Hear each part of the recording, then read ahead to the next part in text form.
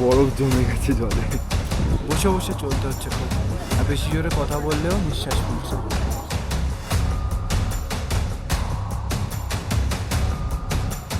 আগে দেখি আগে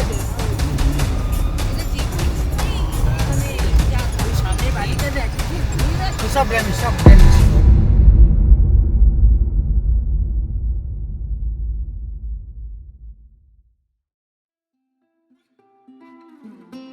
গল্পটা শুরু হয়েছিল সিকিমের ক্যাপিটাল গ্যাংটক থেকে ছাঙ্গু যাওয়ার পথে। তো চলো বেরিয়ে পড়ি।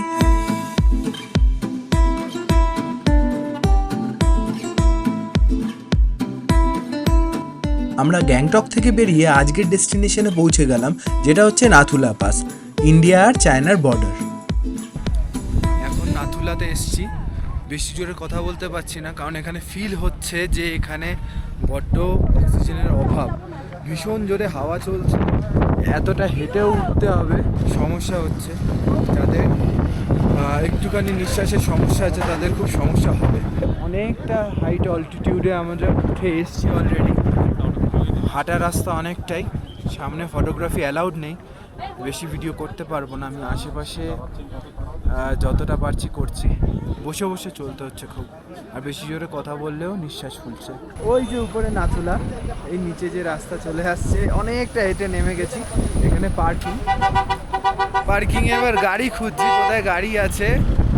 একটা এখানে ব্যাপারটা হচ্ছে শ্বাসকষ্ট হবে যারা মানে যাদের হার্টের কন্ডিশন ভালো না বা যাদের সমস্যা আছে তাদের হবে। ও এই তো গাড়ি পেয়ে গেছি। এবার এখান থেকে নেমে যাব বাবা মন্দির থেকে দেখে তারপরে ছাঙ্গু লেক। বাবা হরভজন সিং এর নামে এই বাবা মন্দির। তিনি শহীদ হয়ে গেছেন 1968-এ, কিন্তু আমাদের দেশের সৈন্যবাহিনীদের মতে তিনি এখনও তার দেশের প্রতি কর্তব্য পালন করে যাচ্ছেন। এই বিষয়ে অনেক মতবিরোধ আছে, আমি তো বিশ্বাস করি। আপনাদের কি মত কমেন্ট করে নিশ্চয়ই জানাবেন।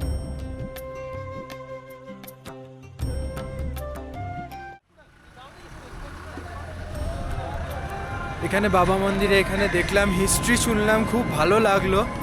এবার এখান থেকে যাব ছাঙ্গু লেকে। অলরেডি এখন প্রায় 1টা বাজে।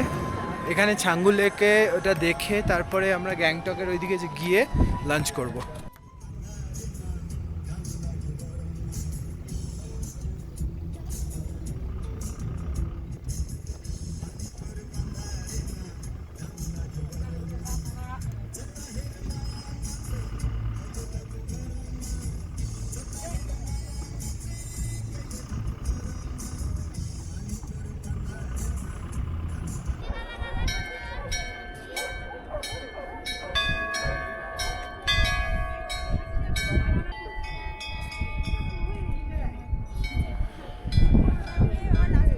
ছাঙ্গু লেকে দাঁড়ালাম, একটু ছবি তুললাম, একের সাথে ছবি তুললাম, ভাল লাগলো। বাট এবার এখান থেকে যাব, বড্ড খিদে পেয়েছে, দুপুরে খাওয়া হয়নি তো এখান থেকে বেরোবো, বেরিয়ে গিয়ে সামনে একটা জায়গায় মেবি দাঁড়াবো, ওখানে খাবার পেলে ভালো, না হলে সিধে গ্যাংটক গিয়ে আবার খেতে হবে। ভালো, বেশ জায়গাটা আমার ভালো লাগলো।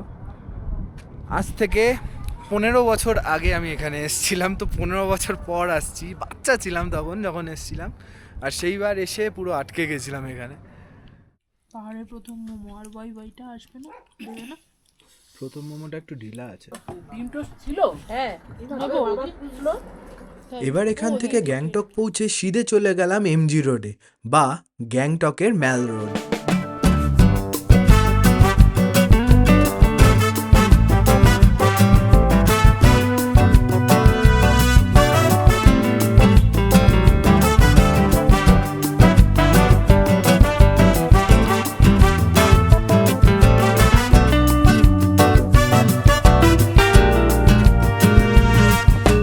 গ্যাংটক থেকে লাচুং যাওয়ার রাস্তাটা খুবই কঠিন হতে চলেছে, বা এটা বললেই চলে, রাস্তাই আর থাকবে না।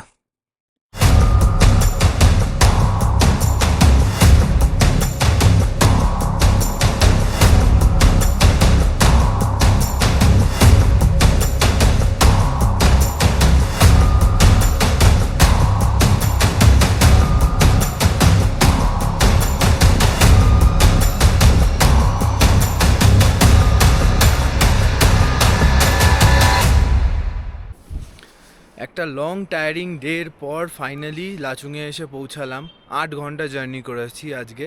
এখানে একদম ঠান্ডা নেই, একদমই বলাটা ভুল, তুলনামূলক হিসাবে যেটা ভেবেছিলাম অতটাও ঠান্ডা নেই। 8 ডিগ্রি টেম্পারেচার, যেটা ওই গ্যাংটকেও সেম, রাতের বেলা 9-10ই হচ্ছিল। তো সেই হিসাবে ঠিকই আছে ঠান্ডা। আর এটা আমাদের হোমস্টে, এখানে আমরা এসে উঠলাম।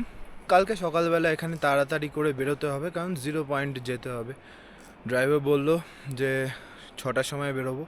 লেটস সি কখন কি উঠতে পারি, কারণ সকালবেলা ভীষণ ঠান্ডা থাকবে, আর কতটা কি কাজ করতে পারবো না করবো জানি না। এবার এখানে খাওয়া দাওয়া করবো, রেস্ট নেব আজকের দিনটা। এখন আর কিছু করার মতো নেই, রেস্ট হবে আর কিছু না। এটা হচ্ছে রুম আজকের রাতটুকু কাটানোর জন্য। যেটা বললাম, কালকে সকাল 6টার সময় বেরোতে হবে, 8টার সময় খেতে দিয়ে দেবে। আমাদের ওখানে থাকলে 8টার সময় না ডিনারও করি না, এখন নাকি 8টার সময় ডিনার করব। Good morning from Lachung. এখন বাজে সকাল 6টা, আর এখন বাইরের টেম্পারেচার 4 ডিগ্রি, কিন্তু ফিল হচ্ছে আরও কম, কারণ খুব হাওয়া চলছে। আর এখন এই দেখো, দেখতে পাচ্ছি ছোট্ট সাদা মতন, ওটা হচ্ছে চাঁদ, যেটা এখন দেখা যাচ্ছে, এখনও সূর্য ওঠেনি। আর ওইখানে স্নোক্যাপ মাউন্টেন্স আছে, এইদিকে স্নোক্যাপ মাউন্টেন্স আছে, নিচ থেকে নদী যাচ্ছে যেটার আওয়াজ পাচ্ছি, আর ভীষণ উইন্ডি। আচ্ছা, আমি এক্ষুনি টেম্পারেচার বললাম 4, বাট আমার মনে হয় না 4, কারণ রাতের বেলা আমার টেম্পারেচার ভালো ড্রপ করেছে। আর এখন হচ্ছে সবচেয়ে কোল্ডেস্ট টাইম পুরো দিনে। আর আমি যেটা এক্ষুনি নোটিস করলাম, এটা হচ্ছে আমাদের বেসিন, আর এই নিচে হচ্ছে জল জমছে, আর এখানটাতে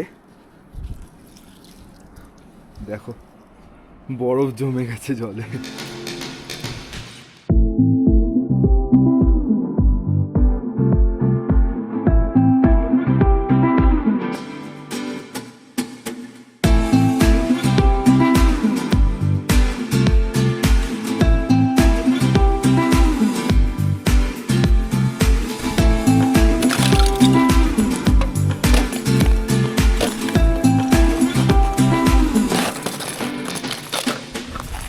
বেশ প্রায় 1 ঘন্টা যাবত আমরা এই 0 পয়েন্টে কাটালাম, বরফের মাঝখানে খেলা খেলি, ভিডিও ফটো তোলা করলাম।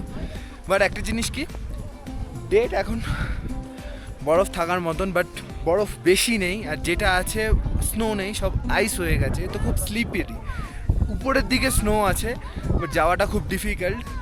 তো ঠিক আছে, একটু ডিসঅ্যাপয়েন্টেড, বাট ভালো লাগার সাথেই যাচ্ছি এই জায়গাটা নিয়ে। অনেক কিছু মেমোরিজ জুড়ে গেল, অনেক ভালো সময় কাটালাম এইটুকখানি। নিঃশ্বাস ফুলছে, অনেক লাফালাফি চাপাচাপি করলাম। এবার এখান থেকে বেরোতে হবে গ্যাংটকে। লাচুং থেকে গ্যাংটক ফিরে এলাম। এবারের মতন সিকিম ট্রিপটা এখানেই কমপ্লিট হলো। অনেক মেমোরিজ ছড়িয়ে রেখে গেলাম, যাতে পরের বার সেগুলোকে আবার গোটাতে পারি আর মনে করতে পারি সেই মুহূর্তগুলো। আচ্ছা, তোমরা চলে যেও না, তোমরা এতটা দেখেছো যখন নিশ্চয়ই ভালো লেগেছে। শুধু তোমাদের জন্য কিছু স্পেশাল মোমেন্ট রেখে দিয়েছিলাম, দেখে নাও। আর হ্যাঁ, নিশ্চয়ই কমেন্ট করে জানাবে কীরকম লাগলো। আজকের জন্য এখানেই টাটা।